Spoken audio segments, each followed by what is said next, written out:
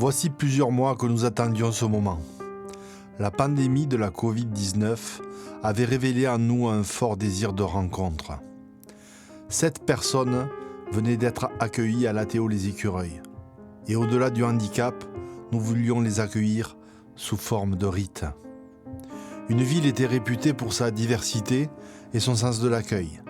7, que Jean Vilar appelait l'île singulière. Quoi de mieux qu'une île singulière pour accueillir la singularité de chacun? Une ville entre la mer Méditerranée et l'étang de Thau, aux traditions bien vivantes et aux 1000 visages. Nous avions tout à découvrir.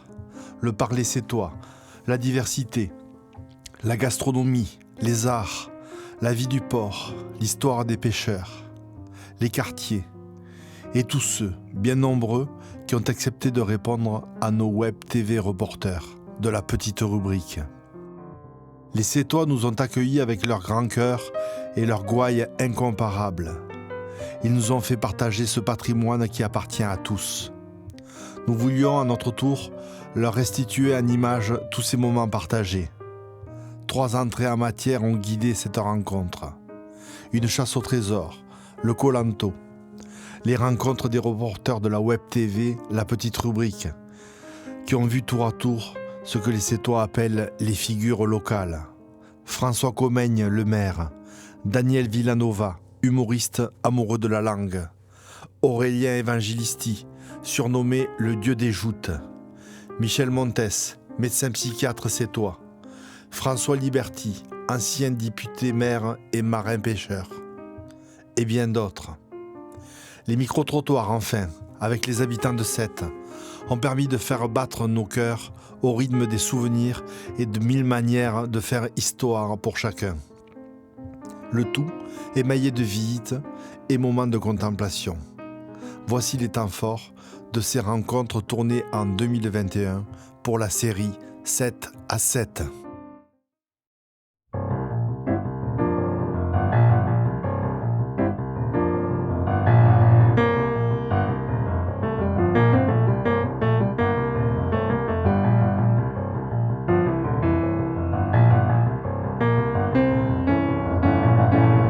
À Sète, la vie artistique est un creuset intimement lié à la mer. Cette union entre la presqu'île, la pêche et les arts est difficile à traduire. Comme toute initiation, elle passe par la narration et la rencontre avec les Sétois, pour une balade au gré des flots, des arts et des souvenirs.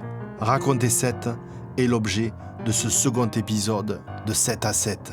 Bonjour à tous, bienvenue. Le journal Petit Week commence. Alors nom, prénom François Liberty.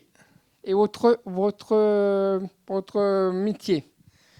Moi, j'ai exercé le métier de pêcheur dès l'âge de 15 ans, voilà, jusqu'à l'âge de la retraite, hein, puisqu'on part à 55 ans quand on est dans la marine. Hein, voilà. Ça fait très longtemps que tu es ancien maire de Sète.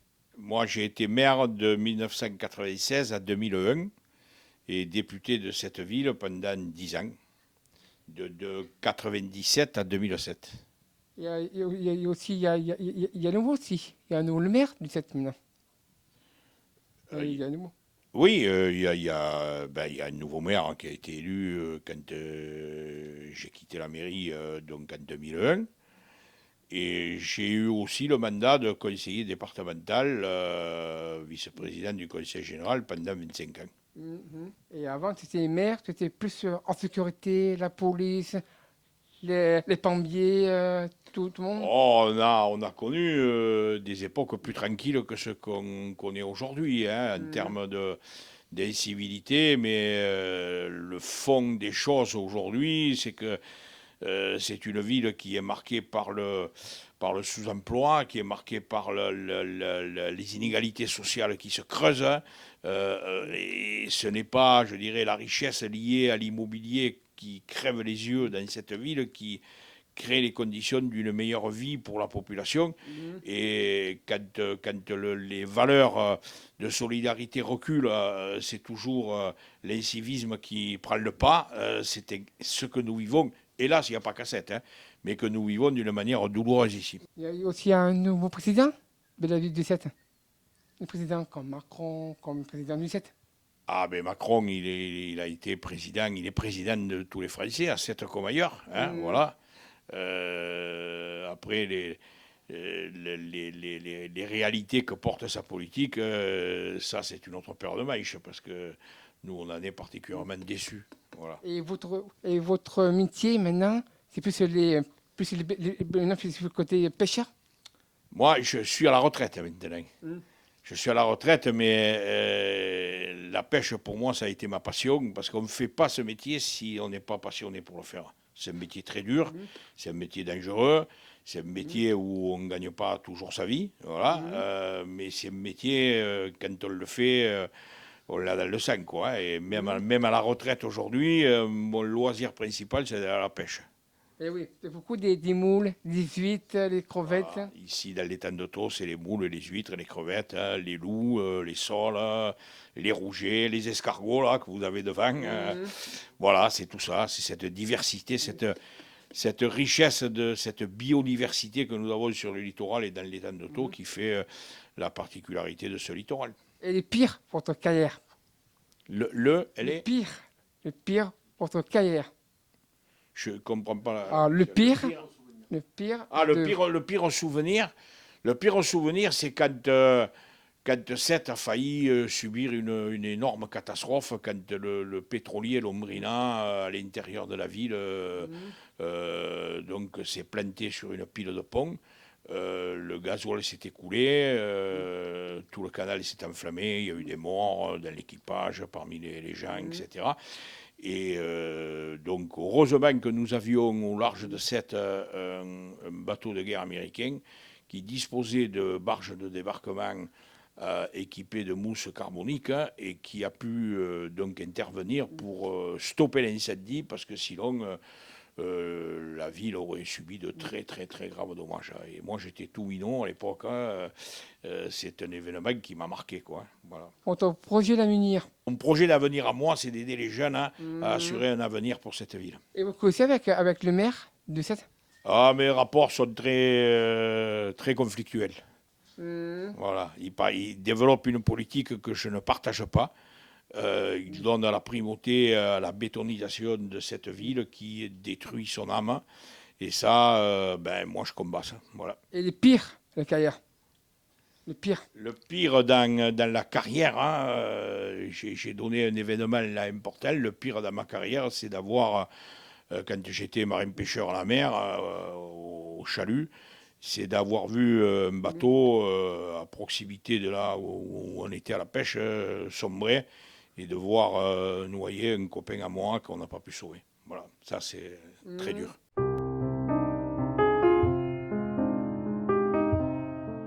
Votre souvenir le plus émouvant de l'histoire de la ville? Le souvenir le plus émouvant de Pécaille. Le bateau avait explosé. Qu'on avait été obligé de partir, on était parti en barque et tout. J'y pensais. Oui. J'étais en train, comment il s'appelait, Lombrina, non? Qui avait pris feu, un bateau avait pris feu dans le port et on l'avait évacué et il était donc passé. Les flammes venaient sur le canal. Oui. Il était donc passé sur ici, Parce que c'était un bateau sur le canal pour l'évacuer dans l'étang.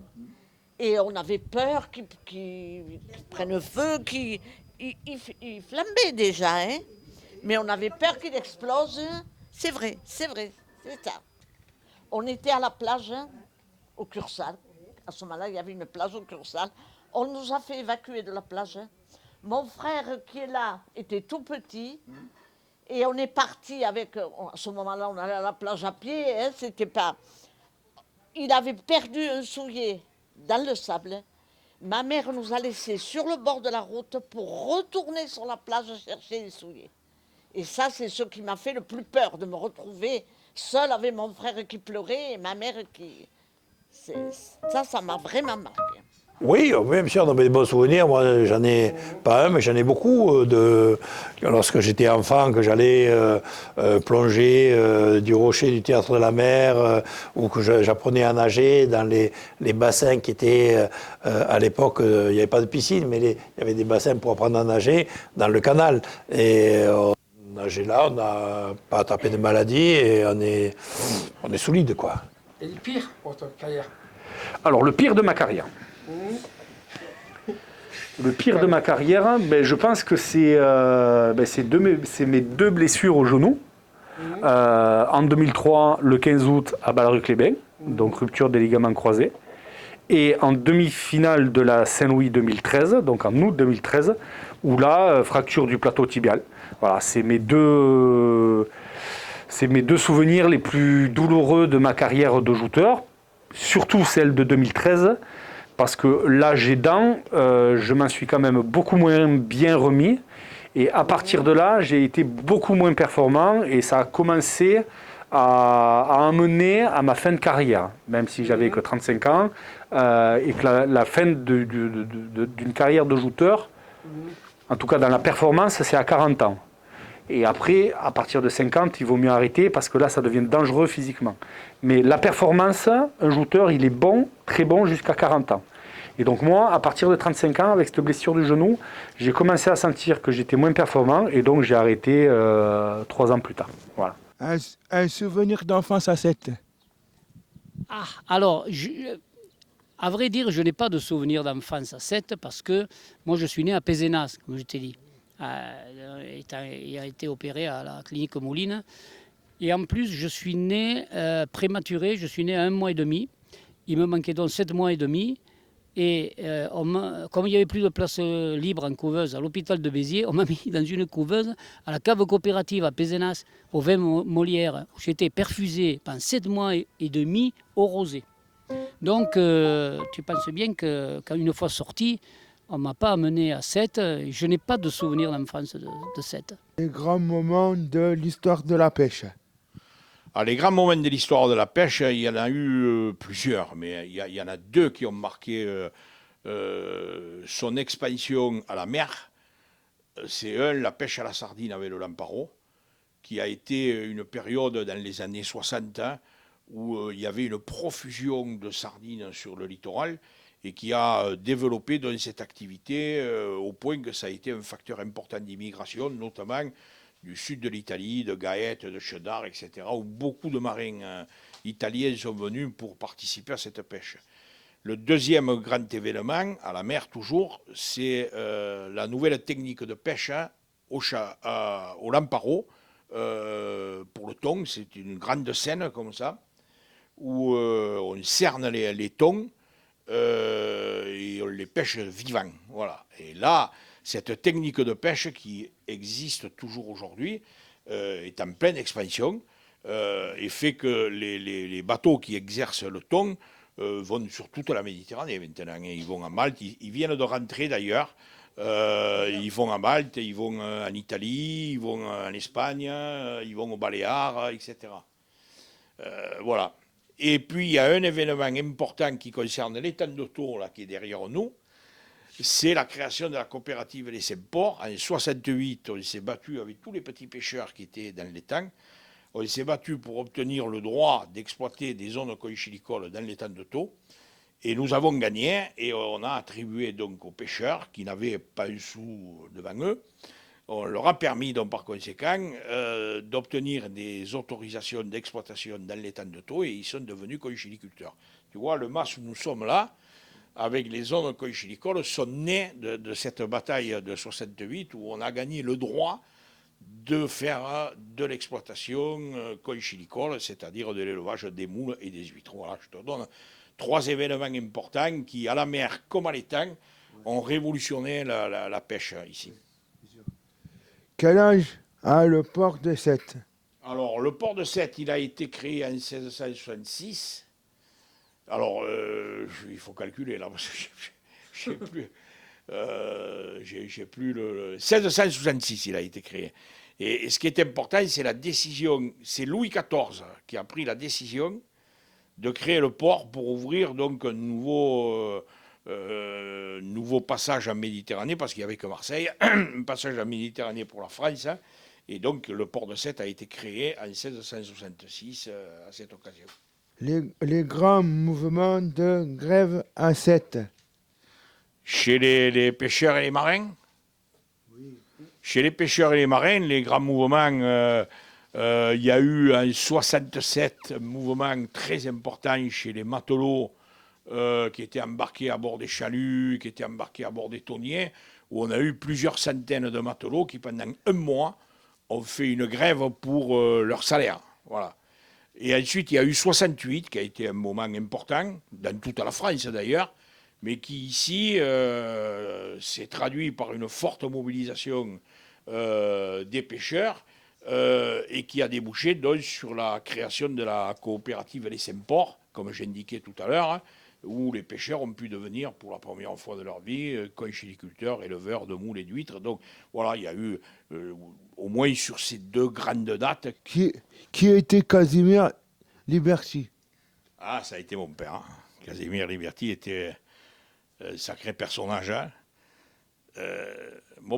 Casimir Liberty, je vais te donner, quand il est parti, quand il y a eu la guerre en 40, hein, à ce moment-là, il était à l'école des mécaniciens dans l'armée, dans la marine. Hein. Il était tout jeune, il faisait l'école des mécaniciens.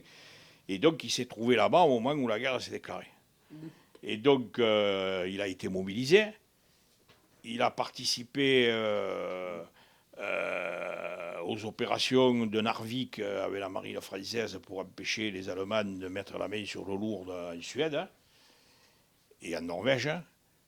Et puis, il est revenu donc en Afrique du Nord. Et là, quand les Allemands ont franchi la ligne de démarcation en France, la marine s'est en partie sabordée.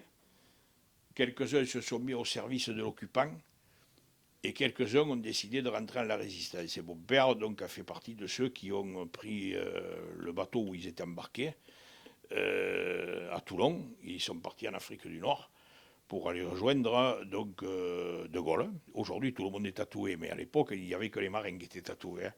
Et alors, sur l'épaule, hein, il avait une ancre de marine avec la croix de Lorraine. Hein. Et au fur et à mesure, il a ajouté toutes les campagnes qu'il a fait. Pendant 7 ans, hein, il a ajouté toutes les campagnes qu'il a fait. Narvik, Afrique du Nord, après le débarquement en Tunisie, après le débarquement en Italie, et puis en Provence, etc. Donc il a fait tout ça.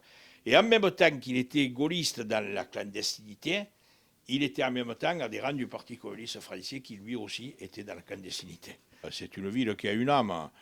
Le port est né, a fait naître la ville et la ville est née d'immigrations diverses qui sont arrivées de toute la Méditerranée, l'Italie, l'Espagne, les Catalans, le Maghreb, l'Afrique noire. C'est une ville très métissée. C'est ce qui explique d'ailleurs l'importance du potentiel culturel qu'on a dans cette ville. Et dans les séries de télé, comme Quand on dit c'est noir, Demain t'appartient. Oui, les séries télé, voilà. Moi, personnellement, j'apprécie moyennement parce que ça donne une image de la ville un peu édulcorée, je trouve. Hein. Mais par contre, je suis très fan de notre culture locale avec des grands noms. Hein. On fête le centenaire, on fête l'anniversaire Brassens, Paul Valéry, les Combats, les Di Rosa, les Cervera, le creuset culturel de cette ville, il est là. Ah, ça a toujours été une ville où les gens de culture se sont trouvés bien ici. Alors, il y a ceux qui vous parlent de la luminosité, ceux qui vous parlent de l'accent, l'ambiance, le terroir, la richesse culinaire de cette. Il y a plein d'atouts qui ont conduit depuis toujours à ce que cette soit un attrait pour le monde culturel. Y a-t-il des artistes de rue à Sète? Les artistes à Sète. Des artistes de rue. Alors moi, dans la rue où j'habite, il y a un monsieur qui a 75 ans qui s'appelle le peintre de la rue d'ici. C'est quelqu'un qui peint dans la rue, tous les jours. Tous les jours, il peint des tableaux, Et après, il y a des artistes de rue. Moi, de la 6e à la 3e, j'ai eu plein de zéros en dessin. Si j'avais dû écouter ma prof, j'aurais jamais continué. En fait, dans l'art, il ne faut pas se juger, et dans la vie en général.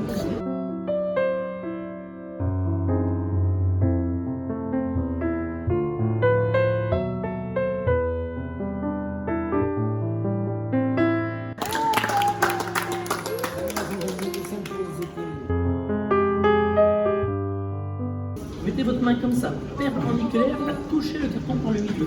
Pas trop près des bords, plutôt au milieu là. Et vous ouvrez les deux yeux. Si c'est cette œil-là, c'est cette main-là.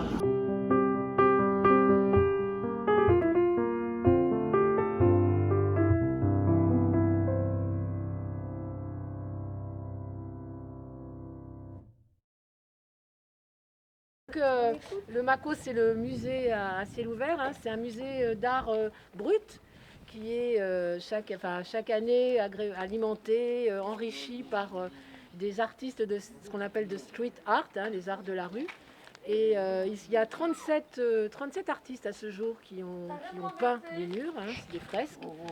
Et c'est donc grâce au festival K-Live, qui est un festival d'art populaire, de musique populaire, d'art brut.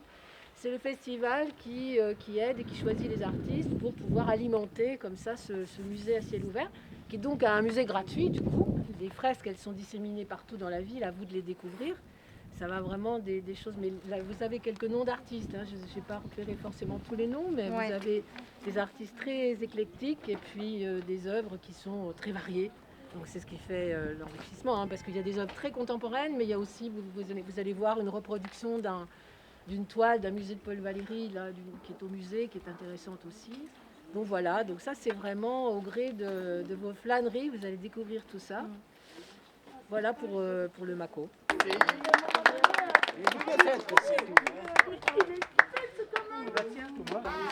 Ce qu'on va faire, c'est qu'on va faire un petit tour de la ville. Et votre mission, c'est de repérer les graphes quand on va faire le tour de la ville. Donc on va vous distribuer, il y a quelques affiches. Je peux le voir. Et vous voyez, il y en a 7 en tout. Vous allez tous voir, Et le but, c'est de savoir de les retrouver et nous dire où ils sont.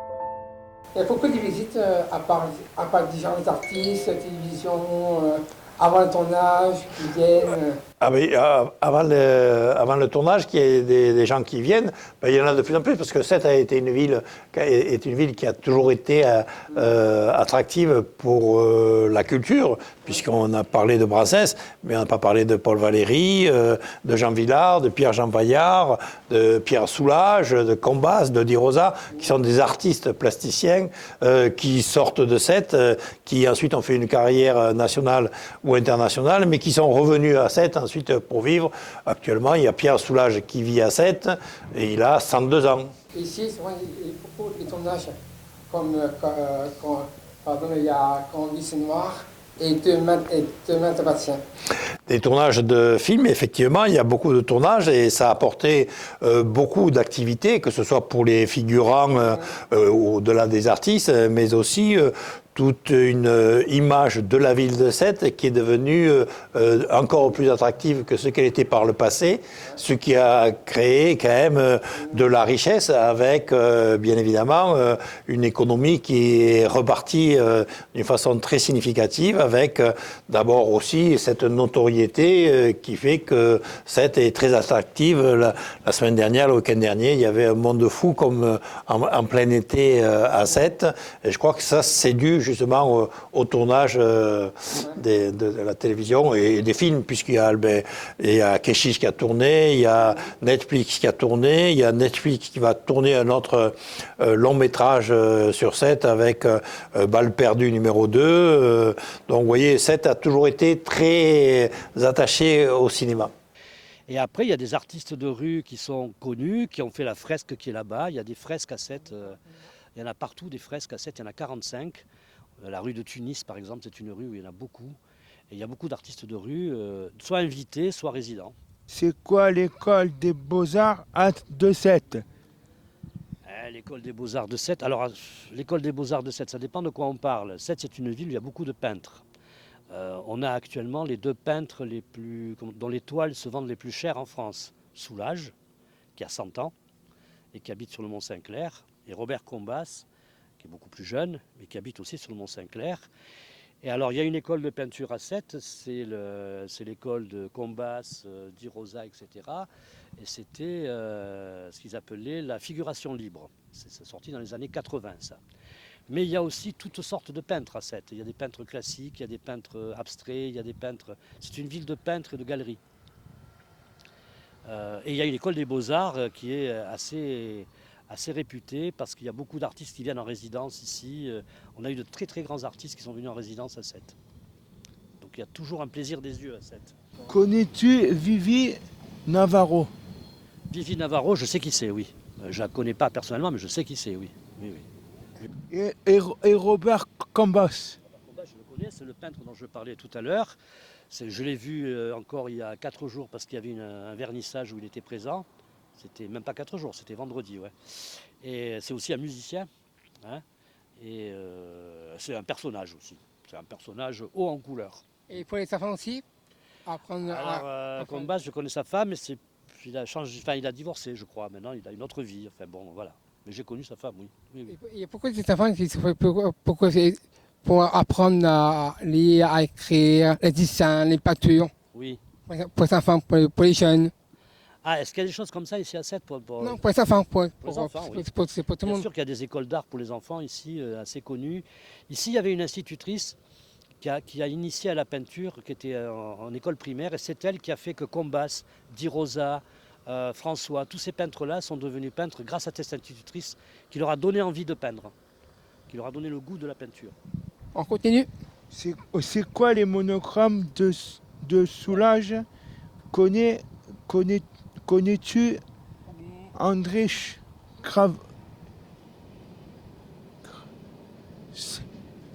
Cravera? Cervera, je sais qui c'est, oui, mais alors attends. Cervera, c'est un peintre de 7, André Cervera, qui fait des personnages, qui est un petit peu dans la figuration libre. Soulages, c'est l'homme des monochromes, c'est l'homme du noir, c'est l'homme de l'ultra-noir. Soulages, c'est quelqu'un qui, à l'âge de 6-7 ans, a fait un dessin. Il y avait sa mère et sa grand-mère. Il a dit, je vais dessiner la neige. Et il a pris une feuille blanche et il a fait des traits noirs. Elle lui a dit, mais c'est des traits noirs, ça. Il dit, non, c'est la neige.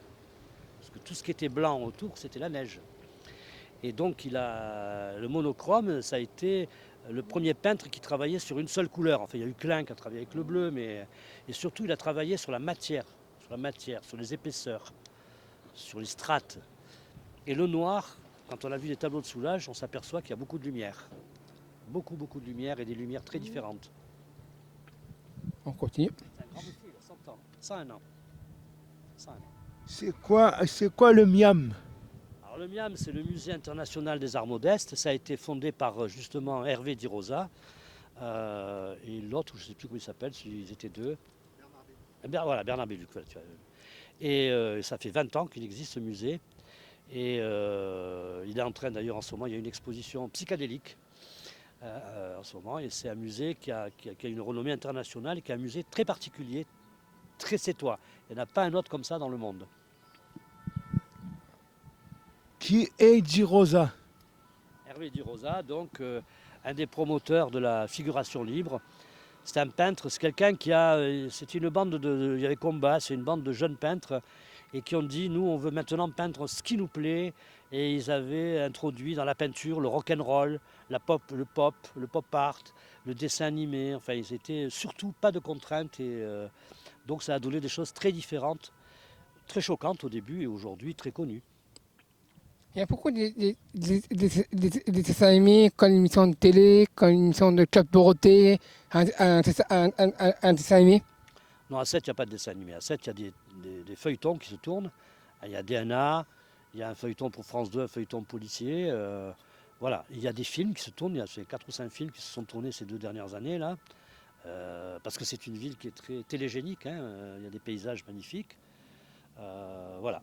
Donc, et il y a maintenant une industrie du cinéma à 7, voilà, qui n'existait pas il y a 20 ans. Aujourd'hui, il y a 500 personnes qui travaillent en permanence autour des films du cinéma.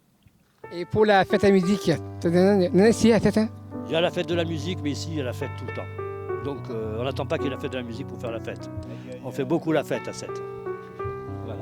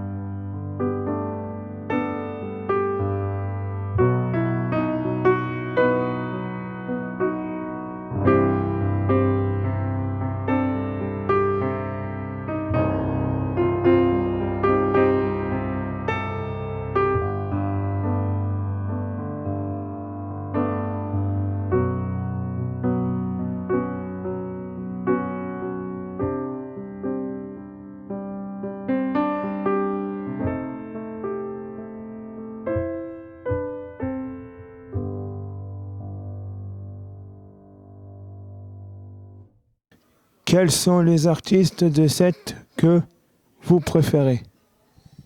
Les artistes de 7 que je préfère. Je connais bien Hector Langevin, qui joue dans la série, qui est DJ. Guy Lamour aussi, DJ aussi.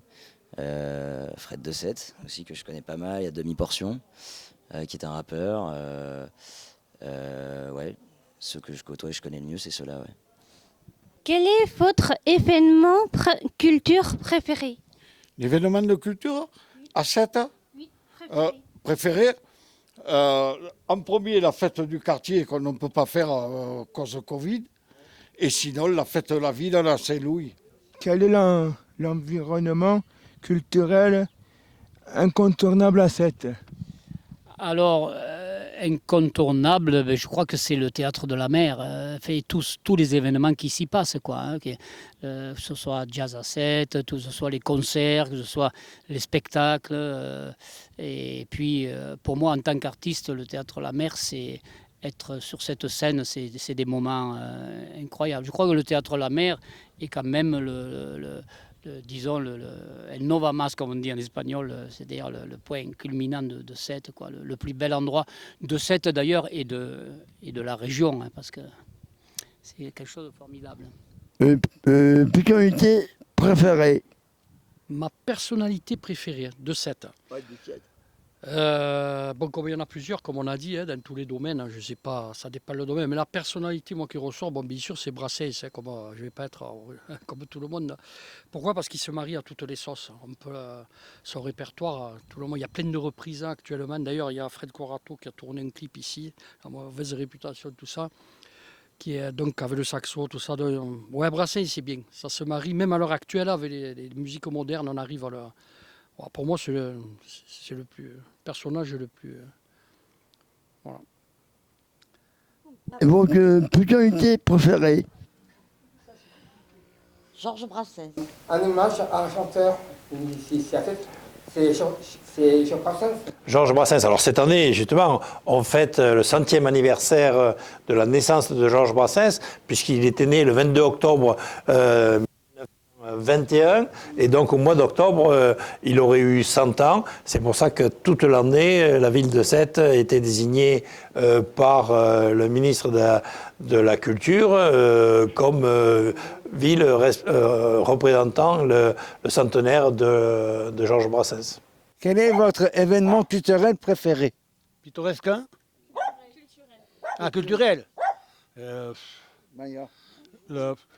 Brassens. Quel est votre événement culturel préféré?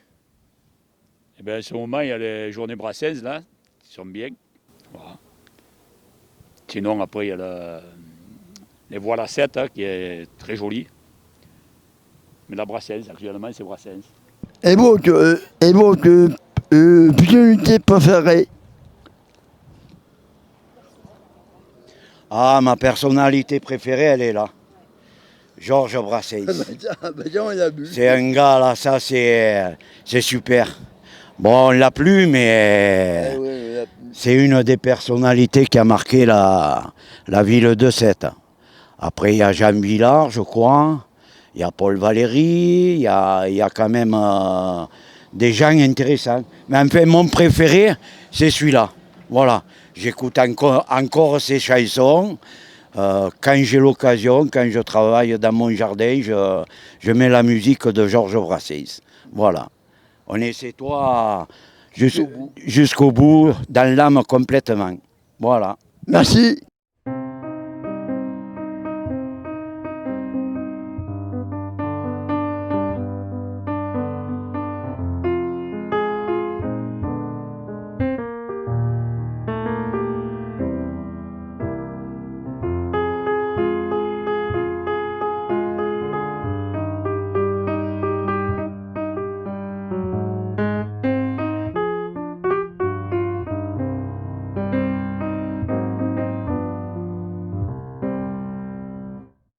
J'étais né à 7 aussi. Et j'ai connu depuis longtemps, hein, Brassens. Je l'ai connu, j'ai beaucoup aimé chanter son son, super chanson. Non, ce n'était pas le radeau de la méduse, ce bateau qu'on se le dit au fond des ports, au fond des ports. Que ton père pédale sous la lame des canards, et s'appelait les copains d'avant, les copains d'avant.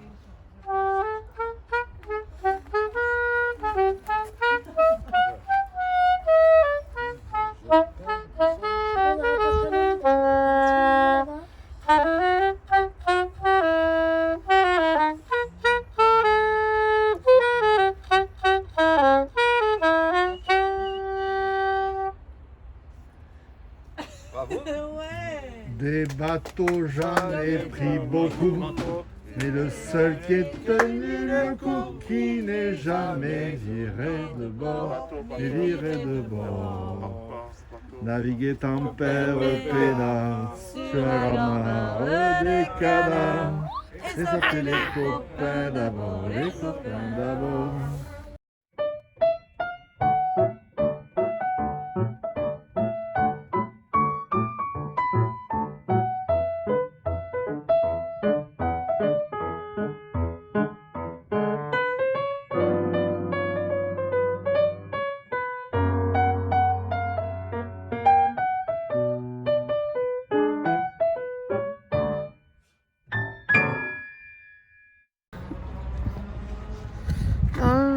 Cimetière, on a chanté, on a fait hommage à Jean Brassens et il y avait plein d'émotions et tout ça. Moi, ça m'a fait quelque chose au cœur. En plus, Jean Brassens, c'est un chanteur que j'adore, que j'aime bien. Les secrets culinaires des Sétois seraient en passe d'être livrés, dont la fameuse recette des poulpes en gadramède. La découverte du trésor du Colanto serait sur le point d'aboutir au milieu d'êtres masqués. Adnan ne va pas pouvoir se soustraire longtemps à la rencontre avec Aurélien Évangélisti. Le plus grand jouteur de l'ère moderne a été prévenu et il est prêt à relever le challenge dans la ville voisine de Frontignan. Combattre est un défi que la vie met parfois sur notre chemin. Et comme disaient les Sétois, Quand il y a chichois, alors là, il y a tout le monde est sur le pont. Peccaio. Faccio le con. Que cazzo. En pato, on dit feicao. Peccaio. Ça, c'est toi, chichois. Amis, c'est toi, des écoles et des SECPA. Amis des ESAT, des ITEP, des SAVS et des Beaux-Arts. Des foyers, des IME, des CESAD. Amis des Athéo, Populo et Bobo. IRTS de Montpellier. Amis des CEMA Occitanie. De l'IFME de Nîmes. De l'école Initiative. De l'école du CAS à Montpellier. Tu fais chichois. Quand tu passes la ligne. Tu fais chichois. En mangeant des oursins. Tu fais chichois. Quand t'embrasses une fille. À l'apéro. Avec tous tes copains. Tout doucement. Tu marches dans ta vie. Tout doucement. Les pieds sur ton chemin. Tes choix et tes envies. En écoutant la voix de ton destin. Ne prends pas peur. Si tu construis ta vie. Ne prends pas peur. Quand tu prends ton chemin.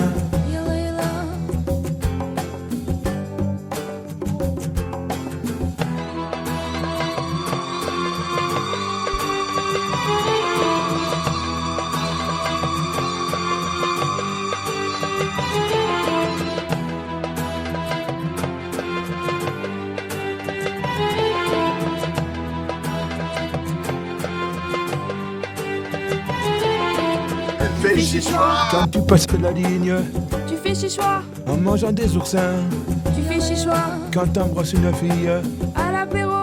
Avec tous tes copains. Tout doucement. Tu marches dans ta vie. Tout doucement. Les pieds sur ton chemin. Tes choix et tes envies. En écoutant la voix de ton destin. Ne prends pas peur. Si tu construis ta vie. Ne prends pas peur. Quand tu prends ton chemin.